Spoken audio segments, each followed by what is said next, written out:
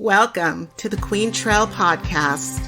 Meditation doesn't have to be sitting still and having an empty mind. The journey is such a beautiful thing because we are all on a journey. You want to make sure you have some kind of distribution plan, or at least have an idea of it, because you can make this really amazing film and it only gets seen by your family and friends. Old Hollywood is still intact. Every horse runs hard, but when they win, and they know it, they've got this little sass about them. It was pretty rough. I had to go into the water and with my med pack, swim to the beach, treat these guys, put them on my back, swim out to the helo.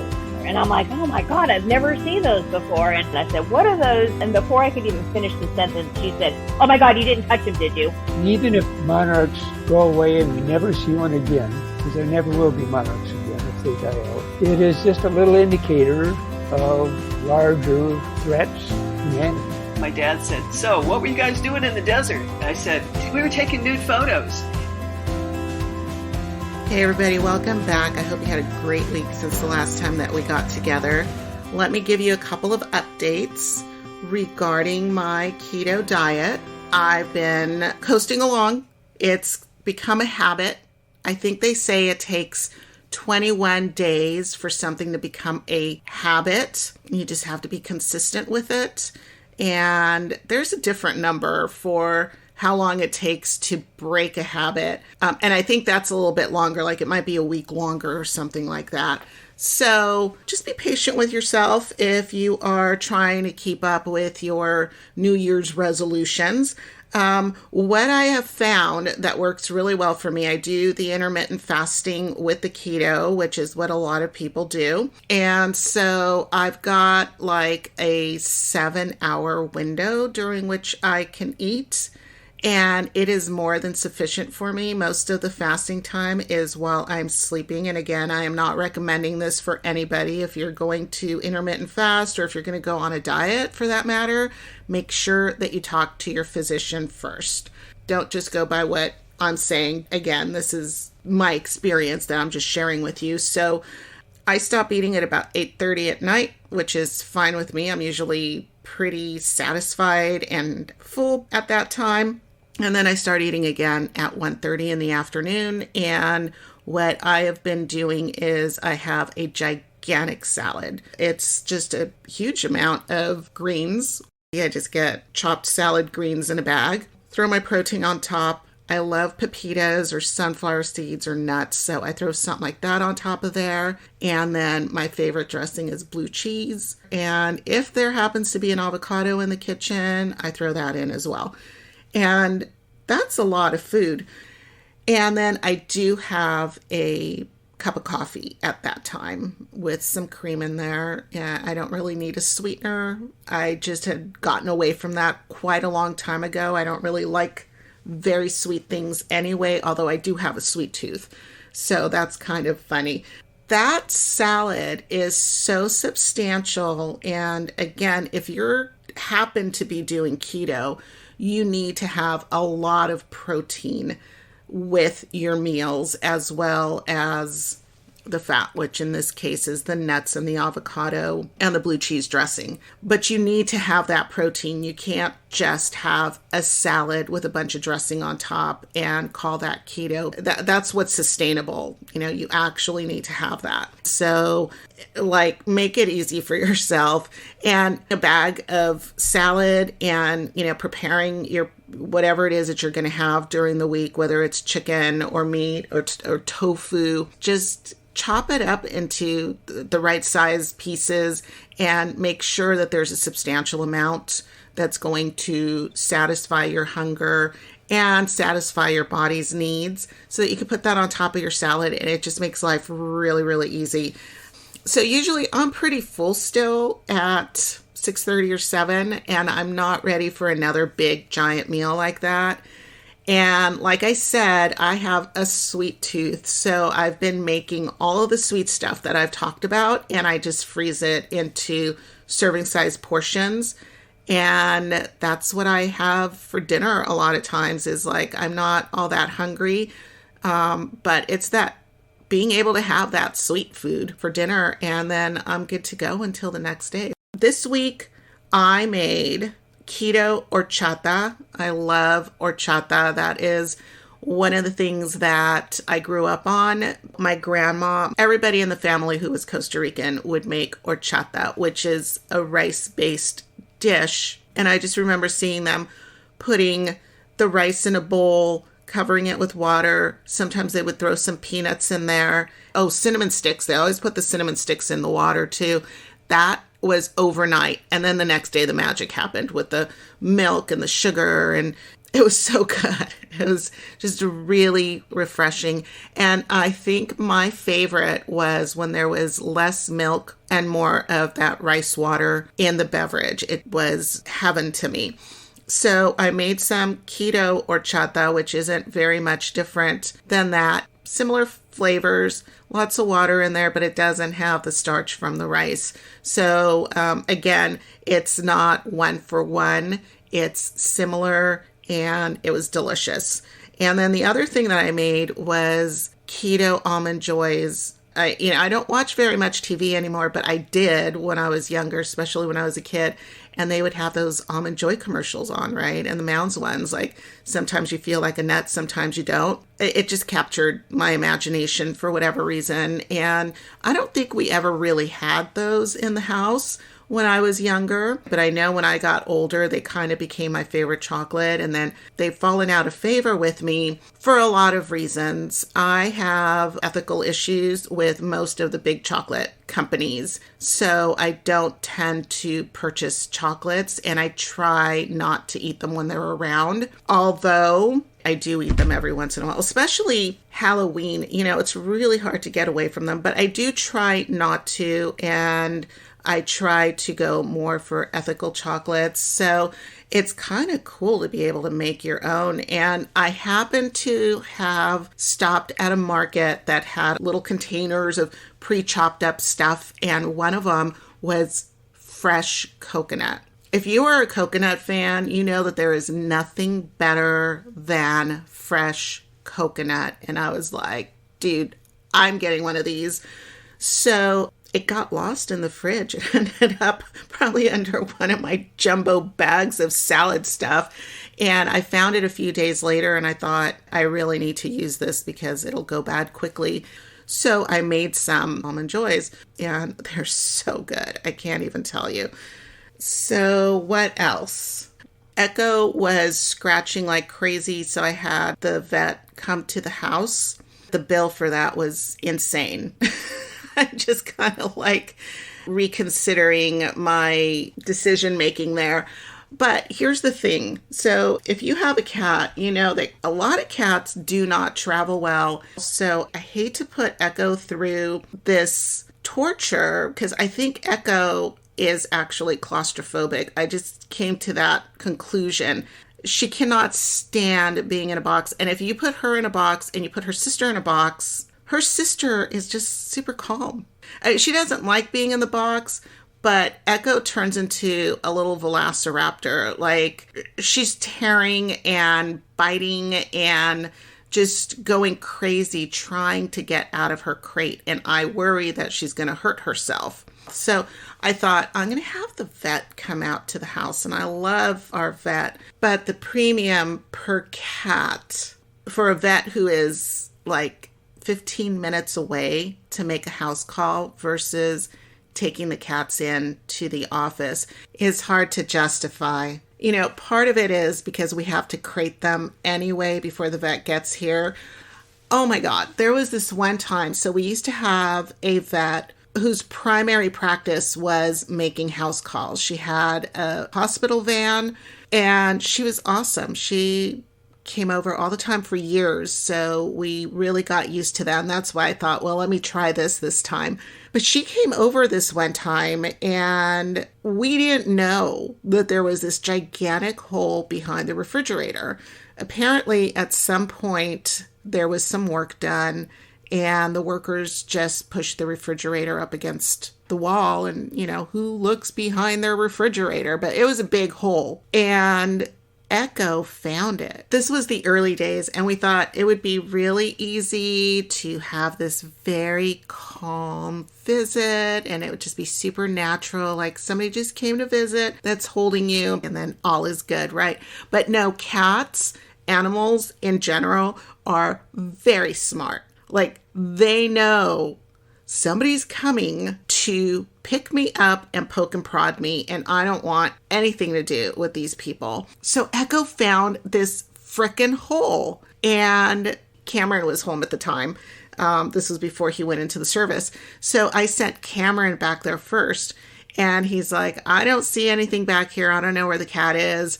And Dr. Paula's like, well, maybe she went under the fridge. And I'm like, there's no way, because this is very flush to the ground, and there's just no way. I know cats can do magical things, but this is very flush to the ground. So then Sophie goes back there, and she's like, there's a hole back there. So we hand her a flashlight, and it literally went the length of, like just to the very end of the house. And Echo was all the way down there past all the pipes and the wood. And I mean, there was no way to reach this kitty cat. So everybody went to lunch. And then after lunch, we were like, hold on, we're going to go in the house, crate her, and then you can come upstairs. So that is how she got her checkup that time. So it's not like they don't get crated, and Echo still turns into a little velociraptor while she's in the house. Like, she just does not understand why we're doing this, and she hates it that much. But like I said, it's still kind of prohibitive, the fact that she still has to be crated whether she's here or going to the doctor's office. And here she's probably sitting for 15 minutes. When we take her for a ride to the vet's office, it is about 15 minutes as well. So it's kind of like 6 to 1, half a dozen to the other. And they're going to have to figure out a way to kind of calm her down or something. I don't want to give her any medication. So I don't know.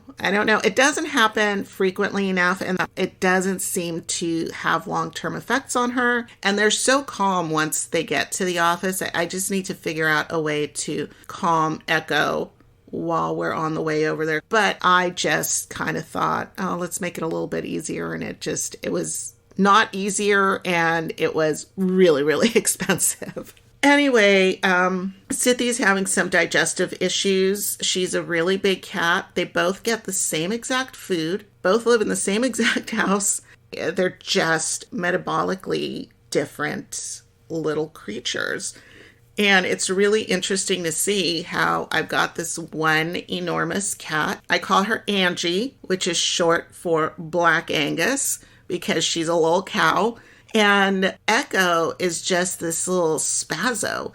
And I think that kind of makes a difference. Like, even when they were little, Echo was tearing around the house. She'd leave a fire trail behind her. She'd be careening off the walls.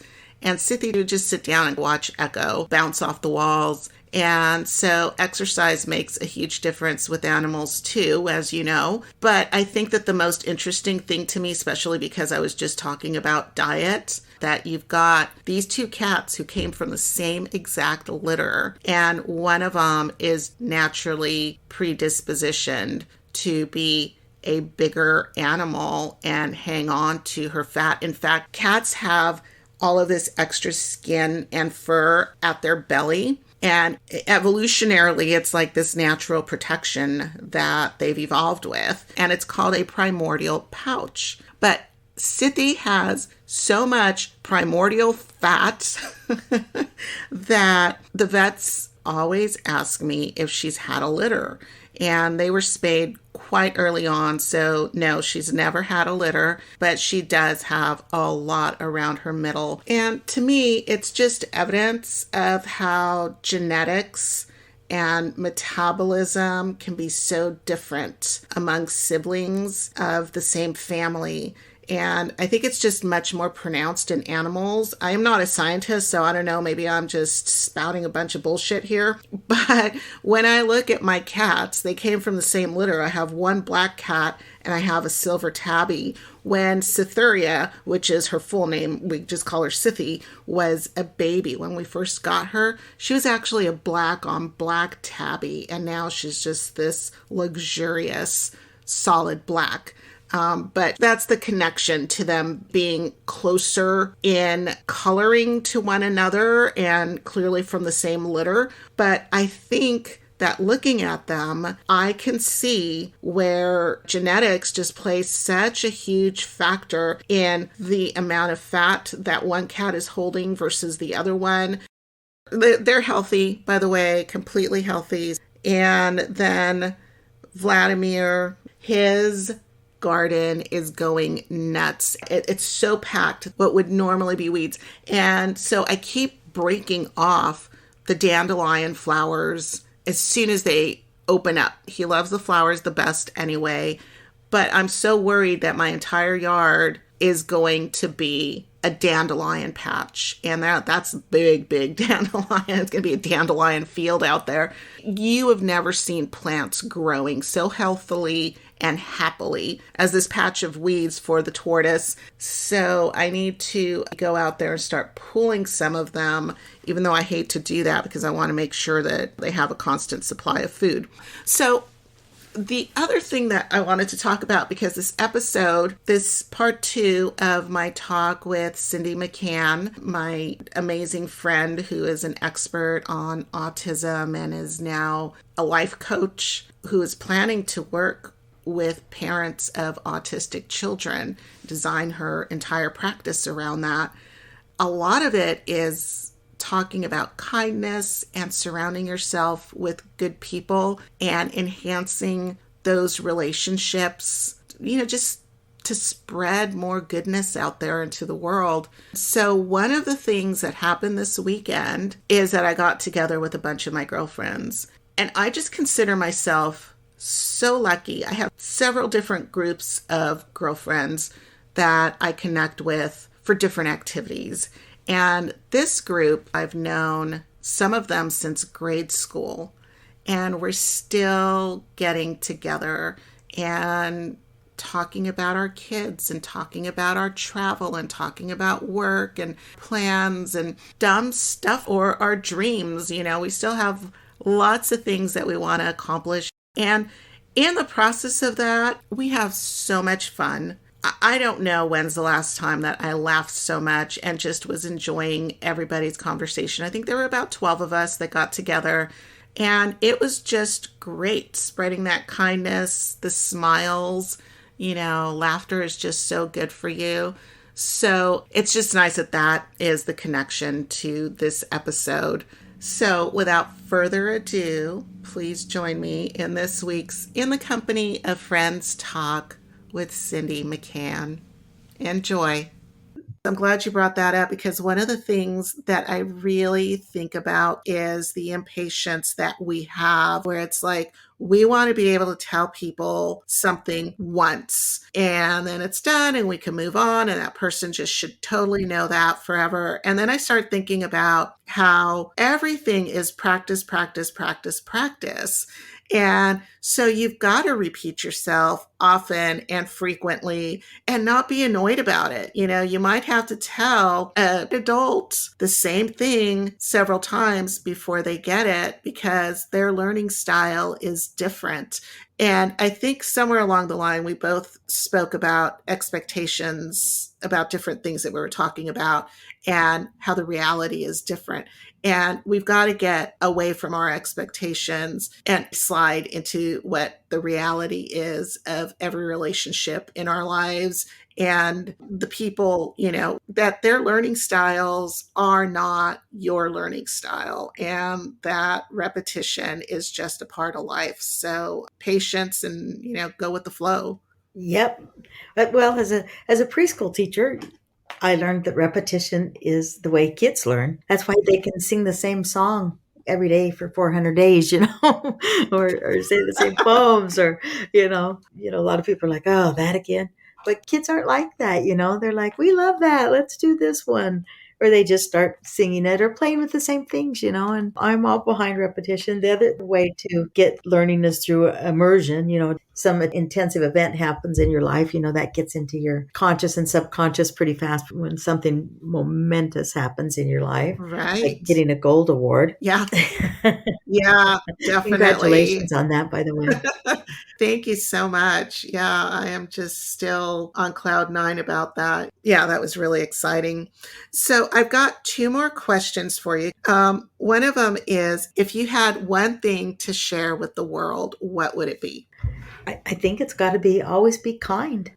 I just find that it's the key to connection is to be kind to each other, to look for ways to honor people and honor their diversity and honor their journey. And as long as you're leading with kindness, that's easier to do. And kind of my philosophy. I know it seems pretty simple, but it can move mountains. Yeah, it definitely can. I like that. That's great advice.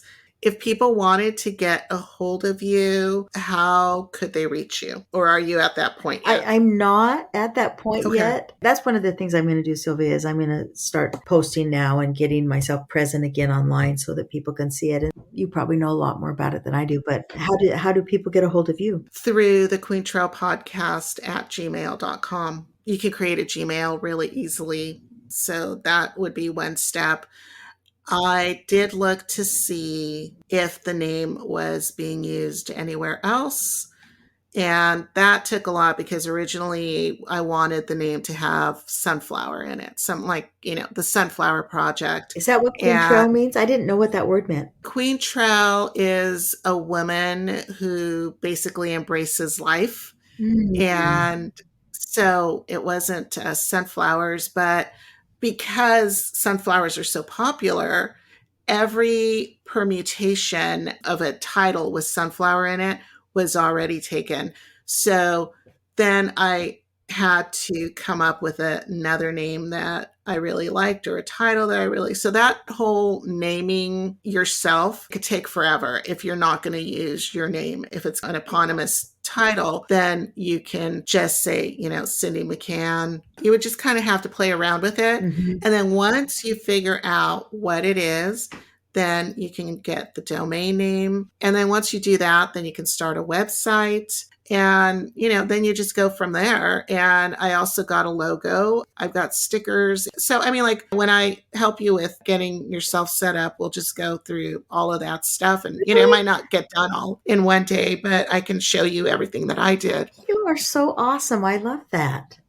It is all just a learning curve, but I think, like you said, always work from a position of not just kindness, but being able to, spread your knowledge. And I just think that, just the way that the world is, there's not enough kindness, even though there's a lot of it out there, there is just never enough, come from a place of kindness because we've just become so jaded as a society that I think it needs to be out there much more. We oftentimes let diversity separate us, where I think when you embrace diversity, it expands us and it makes us better and it exhilarates our souls. And the best way to connect is through kindness. Everybody will respond to a smile and a kind word. It's funny, the young man at the grocery store that I like to go through his line because I just kind of like him. One day I'm talking to him and he looks like he could be a football player. I think he actually played water polo and stuff in high school, really strong looking college kid. I asked, he was off for a few days and I asked him, I said, "Oh, well, what'd you do with your time off?" And he plays the violin. He said, "Oh, I hardly practice my violin. I got to go do this concert thing tonight." And I'm like, "You play the violin?" He's like, "Yeah."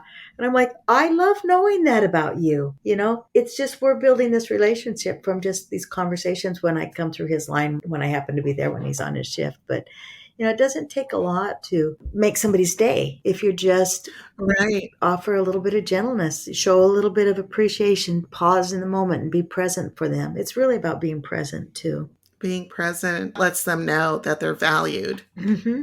And some people don't get any validation beyond that in a day. Some people's lives are pretty rough. Mm-hmm. And if we're just that one force that took time to show them some kindness and some love that day, it could be life-changing for some people. That's so true. You are now a life master coach, a success coach. So you're kind of moving from kids to adults to teach them how to connect again with their kids. So it's kind of like this big circle. It's still involving kids, but it's going through the adults. So what are your plans with that? I'm just so blessed, Sylvia. My life just unfolds. I just always feel led to where I'm supposed to be. And about a year ago in October, I signed up to take a class from Mary Morrissey, and it was on dream building. And it's just a 3-day conference to just teach you how to build a dream and to live the life you love. What do you love, and how do you bring that into your life? I wasn't planning on this journey, but I'll tell you something. My spirit just lined up with that. I felt the calling being placed on my life to align with this, and I signed up to become a dream builder coach, and then there's an extended one called Life Mastery Coach, and I signed up for both of them, not even having any idea, never having thought of being a life coach. That was not anything in my peripheral vision at all. But from the moment I did it, I never looked back. It was an investment, but it was an investment in my life, and it's an investment in future and in my dreams coming true. And the last year and a half has been so fun for me and so expansive for my own soul and for my own dreams. And I'll tell you a little thing about that TEDx talk. It was a year ago, about, I think it was December 29th of that year. I was writing out what I'd love for the year, or not just the year, but for my life, what my expectations and dreams were. And I'd written, someday I'd love to give a TEDx talk. That was just one thing I'd written down. I got up, went in the kitchen to get a drink. 10 minutes later, I get a phone call. And it's from a lady I had taken a writing class from in the summer. And she said, Cindy, we're hosting a TEDx talk in Trinidad in March, and we've nominated you to be one of our speakers. Oh, wow. And I said, well, considering I just wrote that down as a goal, I think it's a yes. That's amazing. I was so in alignment with spirit that day that I wrote it and it just unfolded. I don't know if you guys believe in law of attraction or not, where we put our focus are the things that we attract, but there's also a vibration. And when you're on that vibration, like the frequency of like a radio station, when you tune it in to a certain station, you get the broadcast clearly. And this is the same thing with when you tune into your dreams and your goals at the right vibration, they happen. And that day it just happened fast. And then I hung up and I went outside, standing outside, and I see this monarch butterfly. And I said in my head, I wonder if I put my hand out, if she'd land on it. And she came and landed on my hand. Oh, gosh. And I said, wow, I am in alignment today. And that's kind of how that unfolded. But this is how this journey for me with learning how to be a dream builder coach and a life mastery coach has come about. And I didn't want to jump into the coaching too fast. I wanted to continue on my own journey and get myself settled in to applying those principles fully in my own life. You know, they were similar to things I had grown up learning from my family and stuff, but I was pushing it to a new level and a higher level. And that's what I've been doing. I've been learning and being coached myself. I've invested highly in my own coaching. And like I said, I had a health journey. I had a knee surgery, and I got involved with the training to be with a health and wellness coach to cover that part of my life. And so I'm just trying to be full circle. When did you have the knee surgery? I had it in August, and my knee looked like I was 85 years old, and it hurt. It was painful. And I had gotten so used to it, I didn't know how debilitating it had become. But lining up with seeing myself as whole, seeing myself with a healed knee, you know, people blessed and prayed and envisioned me being well. I had the most amazing surgery. Everything unfolded so smoothly. It was just like lining up with the butterfly landing on my hand. I came through that surgery so brilliantly, and I healed so fast. I called myself a super healer. Wow. I think I used the walker about 2 days in my house, and then I didn't use it anymore. And even outside when I started physical therapy, I think I walked with the cane 2 days, and then after that I didn't need it. And it's just, everything just healed so quickly and so fast. And now I'm just waiting for approval on my other knee, which is not as bad as the first one, but still. And it's going to be a total knee replacement as well? It's still going to be total knee replacement, which I don't mind because I feel so much younger again. Yeah. And so much more vital. I have to say that I am so jealous of how quickly you recovered from your knee surgery, because I don't know if you knew, but I tore my meniscus early last year, and it took forever to get it treated properly and then finally to get the surgery approved. So it was about 5 months from the time that the tear occurred before I could have surgery. And once I had surgery, I accelerated the recovery there. I mean, like, I did a lot of work, but it was almost a full year of me being immobilized by it.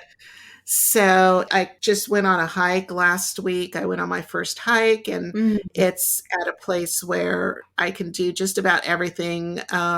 Kneeling or like really getting that bend in there like I can do with the other knee is still a little bit of a struggle, but I'm working on that because I want to have 100% full mobility back in that knee. But it did take me a long time to heal from that. Well, because didn't you used to do kickboxing?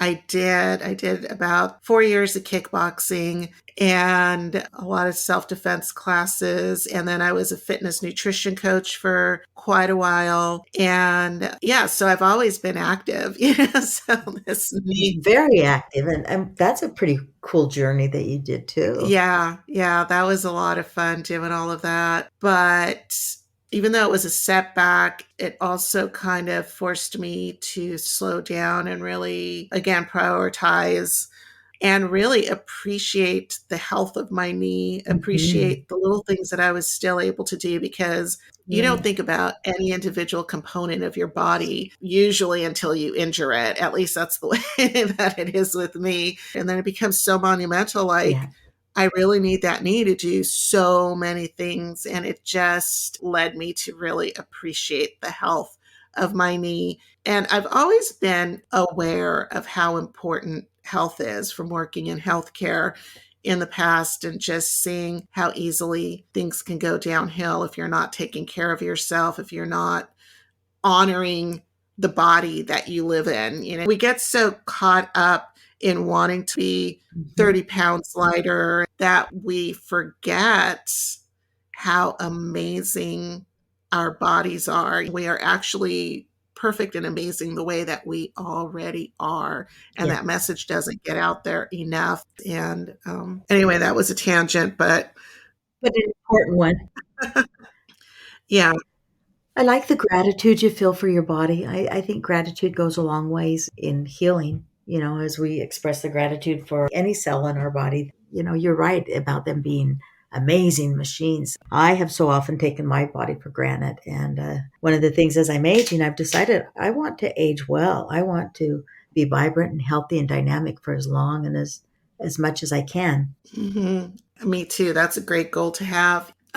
There's a hill that goes straight up near my home, and it is a climb. And I used to run it. And I'd get partway up and it just gets steeper and steeper as you go up. And sometimes I would think, I need to stop. And, I've got this little drill sergeant in my head. I've always had this drill sergeant in my head going, you are not going to stop. You can't stop. Keep going. So I wouldn't stop. But this one day, as I was running up this hill and thinking to myself, I need to stop, I looked across the street. And there was this little old guy. He was really old and amazing. I feel like he was probably 90 years old. He was very elderly. And he was just chugging up that hill, slow and steady, but he was running. And he just kept focused directly ahead of him. And I thought, well, if he's not stopping, I can't stop. I mean, this guy's got like 50 years on me and he's going up this hill. And he was such an inspiration. And the crazy thing is, we got to the top of that hill and I always turned right. And it was still a little bit of a hill, but it wasn't nearly as steep. He turned left and then went up an even steeper hill that was like a forever steeper hill. And I never forgot that. I would time it so that he was across the street from me and I wouldn't have an excuse to stop running. Oh, I love that. And, and then, my dad rides, he doesn't anymore. He has stopped. But when he turned 73, he was riding from Lomita to Arizona solo on his bicycle to go visit his sisters. I know. And then he would come back and he did that for many years. So I think that having mobility and health as a goal for, your later years is a fantastic goal to have. You want to live as much as possible and have joy in your life, like you said, and being healthy is one of the ways to accomplish that. Well, you've certainly been a good example of that. I mean, you have always been all about that. And I always think about you as highly fit and highly agile, and you are always out there doing so many cool things. I do think you've been amazing for all of us to think, I could do more. And now I know why. You got a dad that rides to Arizona and an older man that's running up and down the hills in his 70s, and that's fantastic. I see motivating factors in other people. It's just something that I notice, but I want to integrate those behaviors into my life. And so I think I'm really lucky, really fortunate in that way. And I've managed to surround myself with just some super amazing people, yourself included. Oh, but you've integrated those things long ago into your life. Ever since I've known you, you have been kind and generous and thoughtful and joyful. Oh, thank you. Obviously, we have a connection and we've remained friends all these years. Even though we don't see each other much, there's such a fondness for you and for your children, and that our paths crossed and connected so nicely. Oh, thanks, Cindy. I'm glad you're doing this podcast. What a great way for you to share the beauty of your own soul with everybody, and to bring forth others. You're doing a wonderful thing. I feel really honored to be talking with you today. So thank you. Oh, yes. And thanks for being part of the program. I always feel honored when my friends say yes. It's just a gift to me to be able to connect and chat and catch up and learn all about all of these wonderful things that you're doing. And well, I'm so proud of you. You're a great interviewer. You're really, this is very natural for you. I'm kind of impressed. It's been fun to talk with you. It wasn't that easy to begin with.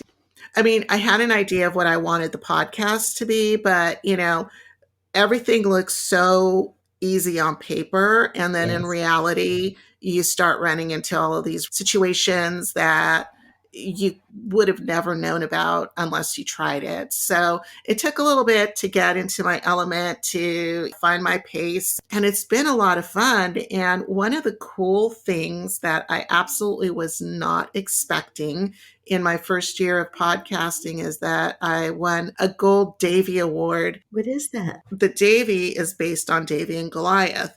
And Davies are the small companies that went out there and did big things and conquered the Goliaths of the world, which I just get chills thinking about, that I was even included in anything like that, and that I have my statuette. I was absolutely not expecting to get that. And it wasn't just an award. It was gold category for interview talk show. I love it, and I'm not surprised. Oh, thank you. I'm not surprised at all, because you always excel at whatever you do, whatever you put your mind to, Sylvia. I've always known you to give it 110%. You just go above and beyond whatever you attempt. And you're an example for all of us in that way of really, if you're going to choose something, choose big and play hard. Right. And have fun. And have fun. All traits that we learn from each other. I think the same about you. And I know that you're going to be a huge success. And I just think it's really awesome what you're doing, especially that you're going to be directing a lot of this to parents of children with autism, because, so much support is needed in that arena. It's, like you said, there's that grieving process and being able to take care of yourself so that you can take care of your children, and then understanding how to connect when the communication styles are so vastly different sometimes from what we're used to having. The truth is, autism has grown so much that everybody knows somebody has a child, or maybe they have a grandchild or a niece or a nephew. Everybody has somebody that has autism in their life these days. Mm-hmm. It's not uncommon. When we were first doing all this, nobody was very aware. And now, 25 years later, there's a lot of awareness around it. But there's still a lot of work to go in terms of allowing and defining people, allowing people to embrace their autism as gifts, that let them use the gifts that come with that to serve and live their lives. There's so many amazing people that have autism. And, those are just things I've been putting in place. And so now I'm ready to start having some clients and some groups that I want to run. And now just taking action steps to the way that I'll deliver the materials and stuff, all the little details like that also have to be in place. Mm-hmm. So I'm just trying to put all that together. So it's a lot. Just even doing the podcast, there's so much associated with it. It takes a lot. And I kept thinking, it's going to get easier. And it doesn't. It's that old saying, it doesn't get any easier. You just get better. Yes. So, so it's that sort of thing, but there is a lot associated with having your own business. But, yeah, it's been really good. I think that one of the things that you could do with the life master coaching and the dream building and the success coaching and all of that is to do your own podcast. That one of the beautiful things about doing an audio podcast is that you don't have to get dressed up and your hair could be a mess. And, Yes. Yes. Nobody sees what you look like. They're just hearing your voice. Exactly. But that's always a concern because, like right now I have this nasally thing going. And so sometimes I think, well, it would really add a lot to have the video so that people are not just using one sense, but they're using more senses to absorb the episode. You know what? Though a lot of times I'll just put something on a talk or something and I'm just walking around the house doing things, but I'm listening in my earpods to stimulate my mind as I do house cleaning or whatever. So sometimes it doesn't matter even with the pictures because I'm just using my ears anyway. Yeah. Oh, thank you so much. I probably will look into it when I get to that step. And you can always reach out to me and I'd be happy to help you get it set up. Well, if that's a genuine offer, I will probably do that because, I'm just learning the world of tech. When you teach preschool, you're not doing too much with computers. And so it wasn't until COVID that I really learned how to get on different platforms. It's all been a big learning curve. Yeah. But now I love it. I love being able to do things virtually because you can reach so many people. Yes. And it's great. I think especially for coaching, so many therapists are now doing Zoom calls and it works just fine. And sometimes clients are much more comfortable in their own homes. They can find a little nook that's private somewhere and sit in their big comfortable chair and wrap a blanket around them and talk about whatever they need. Or, they know where the pens and the pencils are if they're sitting down and, just writing some plan out with their coach or whatever. I think that Zoom is often the way to go. And it's nice to have both available for the person who wants to do an in-person session. And I know the coaching that I get coached with, we have access to the replay. And a lot of times I'll go back because there'll be a moment when I don't want to be scribbling the notes because I want to be present. Right. And so I'll go back and then take the notes off of the recording so that I have it in writing. Oh, yeah. We can spend a day setting you up. And yeah, I'd be totally happy to. I love spending time with you. So, and you're patient. I feel like she can teach me because she's not going to be like, oh, Cindy, come on. I've showed you 4 times. I will make sure to do that a few times for you. No, I'm just kidding. Is there something else that we should add? No, but we could do it again sometime when I'm a little more down the road. I would love that. I hope I was articulate enough. You were amazing. And I'm not just saying that. You really are. Well, it's only because you're so amazing, because you led the conversation so nicely and with such positivity. And gosh, you praised me up a ton. That was awesome. I'm feeling validated today. I truly, you really validated me today. You made me feel like a princess over here. Oh, I'm so happy to hear that. Oh my gosh. I'm really happy to hear your voice too. So. But honestly, you've always lifted me up just being around you is uplifting. You just have that spirit and you're just so encouraging and joyful and positive. And you've always lifted everybody up. And it's natural for you. I really do appreciate that. I do try. And I think the world is a wonderful place to live in no matter what's going on. And it's people like you, it's having good people in my life and really connecting with people, creating better experiences in the community of good people that's my goal. Well, you're doing well with it. I did listen to 2 or 3 of that you suggested. I did enjoy your podcasts. Thank you. I mean, really, I think I've got I hope that my friends came out as really amazing, exceptional people. Oh, absolutely. Just remarkable. You're good at validating them and letting people know what you saw amazing about them. And that's always a nice thing to hear it through somebody else's eyes, I think it is. And, it's nice to be able to not just give that gift to others, but to be able to give the gift to myself that I was able to tell somebody, like, this is why you're so amazing. And I don't think that we do that enough. It's, again, that symbiotic relationship that I was talking about when you validate somebody, you're validating yourself. And the icing on the cake is that I get to share it with other people in the world, and I just love that so much. Well, keep it up because it's fun, and you're a good interviewer. You're very natural with this and fun to listen to. Yeah, it's taken a year, but thank you.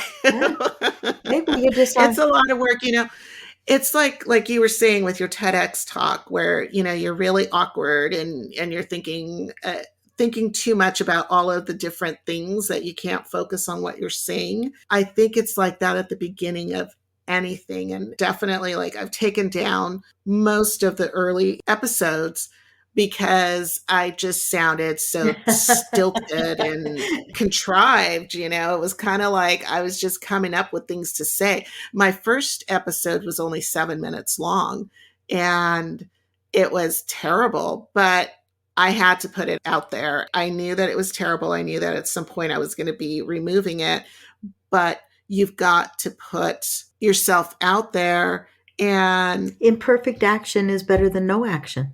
Yes, just take that first step. I hope that this episode inspires you to find the things that you love and how to bring more of them into your life. As soon as Cindy has a contact site available, I'll post it on my socials. Please, in the meantime, take a moment to rate this episode because your ratings really do move this podcast closer to the top of searches so that my friends and I can reach more people. I'm looking forward to sharing more upcoming In the Company of Friends talks with you. So be sure to follow me on the socials and the .com, all at the Quaintrelle Podcast. That's TheQuaintrelle Podcast. I am still Annan, the Quaintrelle, and until next time, I wish you passion, grace, kindness, connections, fun, elegance, and beauty.